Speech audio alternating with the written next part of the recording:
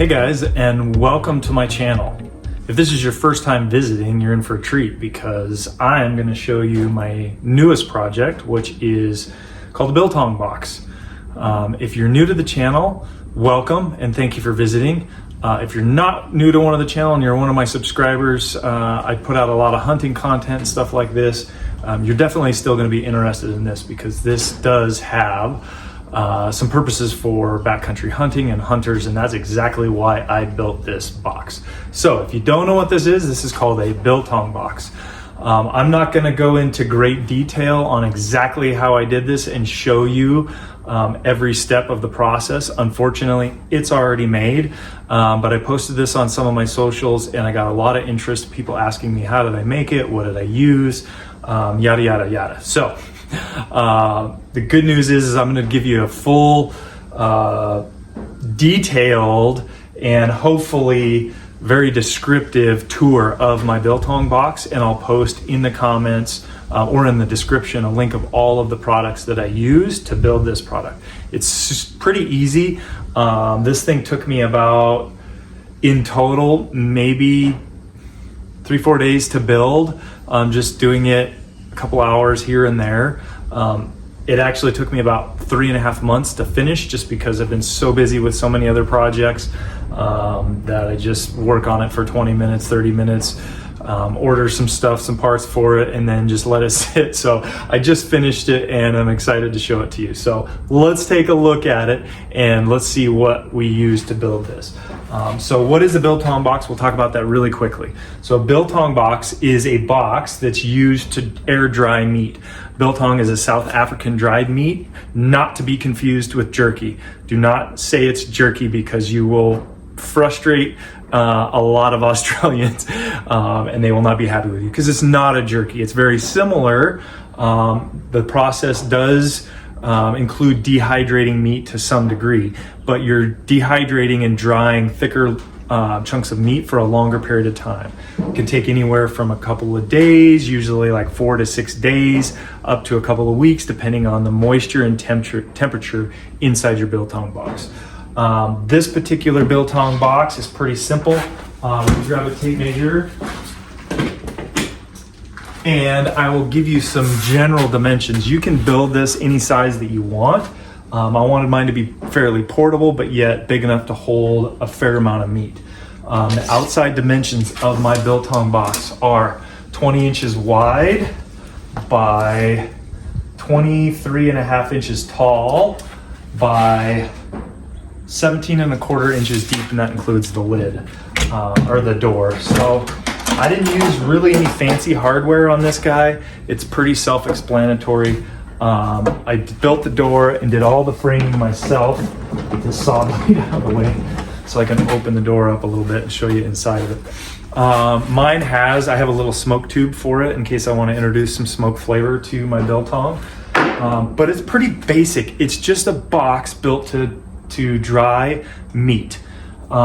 It's got 3 rows of just 1/2-inch dowel rod strung across here with these little meat hooks that I picked up off of Amazon. I've got an infrared,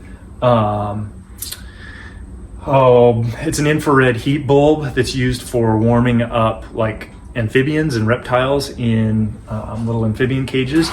I've got a little pull-out tray here, nothing fancy, that I will eventually line with just some aluminum foil so that it keeps the bottom of the box clean. When I'm actually hanging and drying meat, all the stuff will drip on the foil. Pull the foil off and just replace it next time. I've got a thermometer in here that you really can't see, and I'll show you here in just a minute, that will gauge and maintain the temperature, which controls both right now the heat source, which is again just this light bulb, and then I've got a fan mounted in top that will draw air out. On the sides of the Biltong box, that's really it. That's for the inside. There is some holes and some mesh, and I'll show you up close of that here in just a minute. But on the sides of the Biltong box are some holes, again drilled for airflow, so the fan up top sucks the air in, it brings it in from the sides, draws it up, draws the meat out, and then dries it from the top. On the back of the Biltong box are the controls. It's pretty simple. There's a hole drilled right here with the cord coming out. This is what runs the fan. This is the fan controller right here. And then this is called an Inkbird. This is an Inkbird temperature controller. This will display the temperature in the box. And then right down here, it goes down and it's got two plugins. It's got one for cooling and one for heating. And this will turn on and power both the fan and the heat source, the light bulb inside, to control that temperature. Now, the Inkbirds are great and they're relatively cheap. And they're super easy to set up. You don't necessarily need one, but I do recommend it because it does help you control the heat and the temperature inside the box. The one downside is that when I built this and set it up, it didn't occur to me that it won't heat and cool at the same time, which kind of makes sense. Obviously, you don't want to have something that's trying to heat something and then something that's trying to cool it. So it will only either heat it and cool it using this Inkbird. So the fix for that is I basically have to unplug the fan from this controller, and then I just have to plug it into the same outlet that I plug in to control the Inkbird, basically. So the fan has to be plugged in separately from the Inkbird, which again was something that I learned after building this. Because you want the fan running all the time. You want to be drawing air out of there all the time. And like I said, because I had set it up in the heat plug, in the cooling plug, it won't turn on power to the fan if the heating element is on, if that makes sense. Other than that, it's pretty simple. There's three little holes right here that are drilled in. Those are dowels there's a little heat deflector plate in there to keep like dripped meats and stuff like that off the top of my heating element bulb. And that thing just literally, you can pull it out, push it back in. The dowels are glued into the shelf that's inside there. So that's pretty much it for the outside of the box. On this side, again, you can see right here, these are the three holes where I ran the dowel rods through. You can run as many dowel rods as you want, but you want to make sure that they're evenly spaced and you don't want your meat touching or anything like that. And then again, on the bottom, those are the intake holes. You can see I've just used some normal hinges right here. If you wanted to get fancy and hide them, you can. This thing's really pretty basic. Let me show you the top. So you can see it, those are all my hooks laying down. The top, you can see I've got a fan in there, and then I just trimmed out with some leftover scrap wood that I had just to cover this screen. So this screen is on there to keep bugs and stuff like that from entering into the Biltong box. All right, so let's pull the camera and I'm gonna give you a close-up look of the inside of this guy. Okay, so here's the inside of my box. Let me just show you really quick what I've got for hinges on here.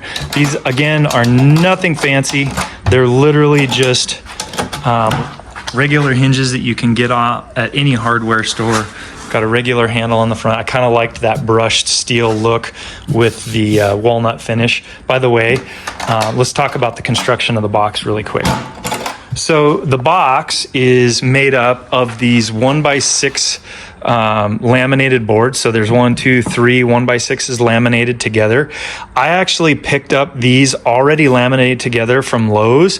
You can get these from any big box store, Home Depot and Lowe's. I think it came in, gosh, I'd have to go back and look, and I'll put it in the description for you, but I think they came in like 2 feet wide by 2 feet long.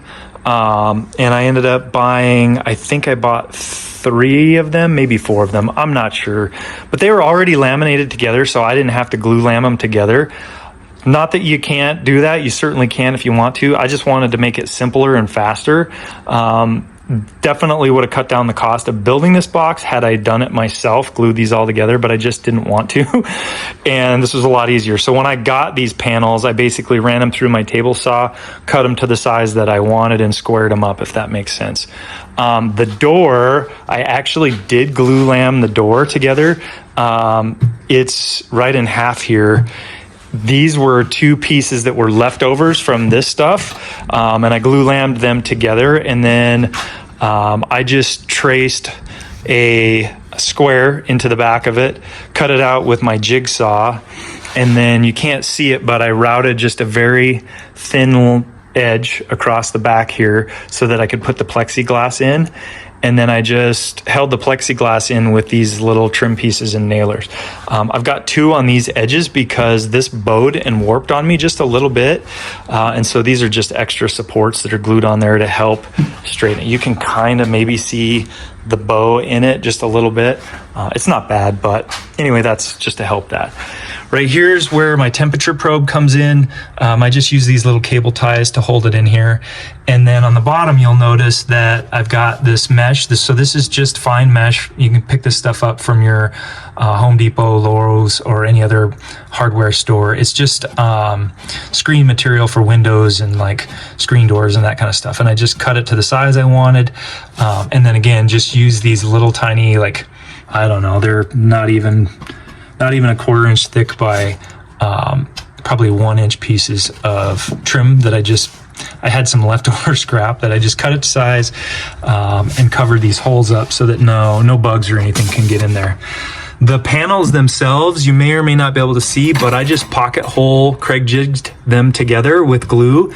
And then there are, I can't remember if I did or not. I may not have. I thought I used brad nails and brad nailed the top in. I think I did it from on the bottom ones, and I definitely did it on the back ones. Yeah, you can see the brad nail holes here on the back.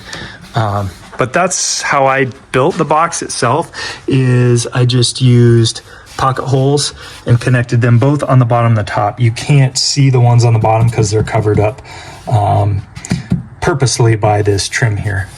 Then in the back right here, I just have a very simple ceramic bulb fixture. I bought that off Amazon. I'll post the link in there.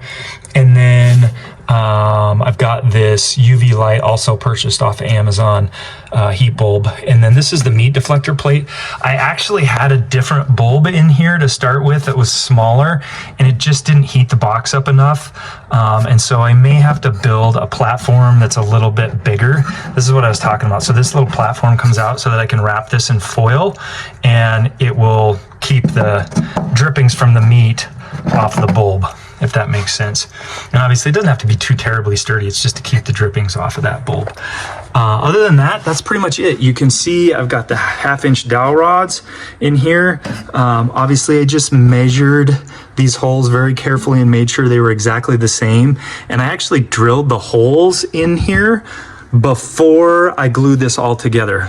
And that way I put both these pieces together, taped them together, and then drilled the holes through so that they were exactly matching, if that makes sense, and then glued the walls together. On top, you can see I've got just this computer fan. It's a 12-volt computer fan. I'll post a link again in the picture, or I'm sorry, in the description of this fan. I picked it up off of Amazon. It's pretty cheap. And this is the cord, obviously, that controls it and runs out to the back to the controller. So that's pretty much it. I mean, it's not a really difficult project. Again, here's kind of a close-up of the fan controller right here, which is great. You can turn it way down. You don't want a lot of air flowing through there. Just a nice, steady breeze. And then this is the Inkbird temperature controller on there. That's the plug-in. Again, I'd have to unplug this. That's the fan, and just plug that into a standard outlet when I go ahead. Well, hey, Cheeto, say hi to our fans. This is Cheeto the cat. Very friendly. Yeah, so that's it, guys. If you have any questions or comments, let me know in the comments, please. You definitely could put some rubber seal gasket around this if you needed to, but it's a Biltong box. I don't have much of a gap there, if at all. When I close it up, you can see like there's a little tiny gap there that I could probably put a little rubber O-ring in there. But that's it. This is just plexiglass that I picked up off of Home Depot and cut on my table saw. So again, really super easy build to build yourself a Biltong box. And then I've got all my little meat hangers in here off of Amazon. And we will be making biltong real soon. This bottom stuff, this is just some extra 1/4 inch like drawer stuff that I had laying around in my shop from another project. You certainly don't even have to probably put that in there. You could just put some tin foil in the bottom. But I had it laying around, so I thought, what the heck, why not use it? Use what we got. So that's it. And that is biltong. If you guys want a really good biltong recipe, I'm going to be experimenting with my own very soon, and I'll also post that up in the comments as well. Hope you enjoyed this content, and thanks for watching.